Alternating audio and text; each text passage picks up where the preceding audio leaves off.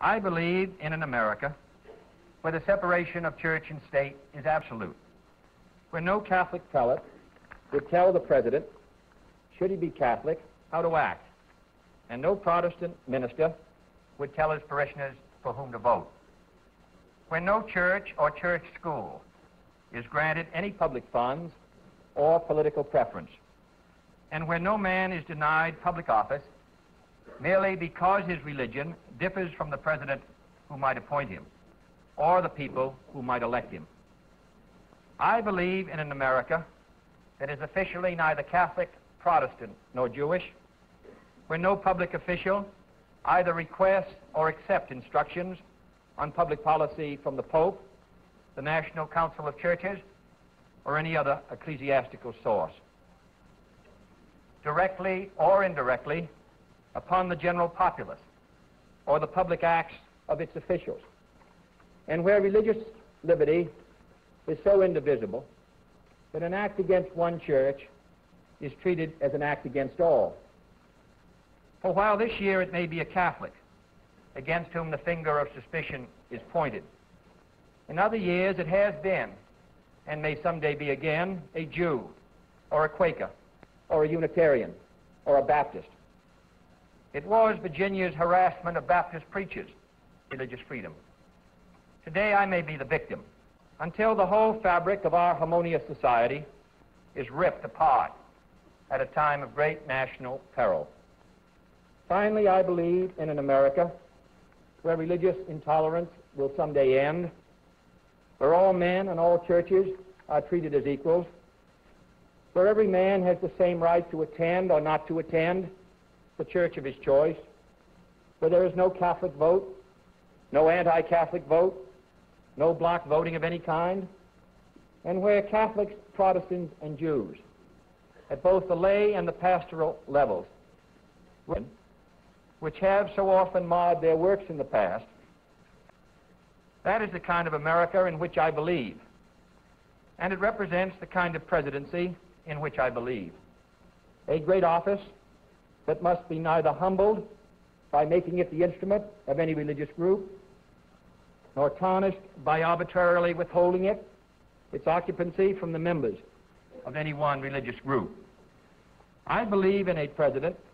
whose views on religion are his own private affair, neither imposed upon him by the nation, nor imposed by the nation upon him as a condition to holding that office. I would not look with favor upon a president working to subvert the First Amendment's guarantees of religious liberty, nor would our system of checks and balances permit him to do so. And neither do I look with favor upon those who would work to subvert Article 6 of the Constitution by requiring a religious test, even by indirection. For if they disagree with that safeguard, they should be openly working to repeal it. I want a chief executive whose public acts are responsible to all and obligated to none, who can attend any ceremony, service, or dinner his office may appropriately require him to fulfill, and whose fulfillment of his presidential office is not limited or conditioned for obligation. This is the kind of America I believe in, and this is the kind of America I fought for in the South Pacific and the kind my brother died for in Europe. No one suggested then that we might have a divided loyalty, that we did not believe in liberty,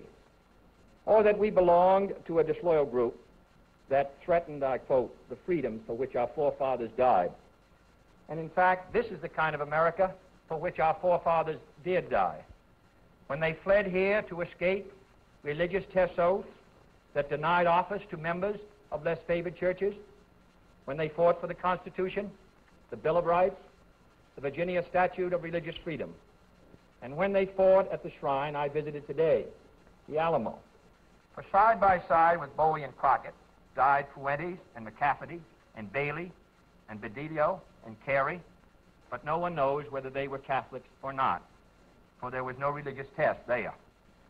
I ask you tonight to follow in that tradition, Congress, on my declared stands against an ambassador to the Vatican, against unconstitutional aid to parochial schools, and against any boycott of the public schools, which I attended myself. Judge me on the basis of these pamphlets and publications. We have all seen the carefully select quotations out of context from the statements of Catholic Church leaders, usually in other countries, frequently in other centuries, and rarely relevant to any situation here, and always omitting, of course, the statement of the American bishops in 1948, which strongly endorsed church-state separation, and which more nearly reflects the views of almost every American Catholic. I do not consider these other quotations binding upon my public acts. Why should you? But let me say, with respect to other countries, that I am wholly opposed to the state being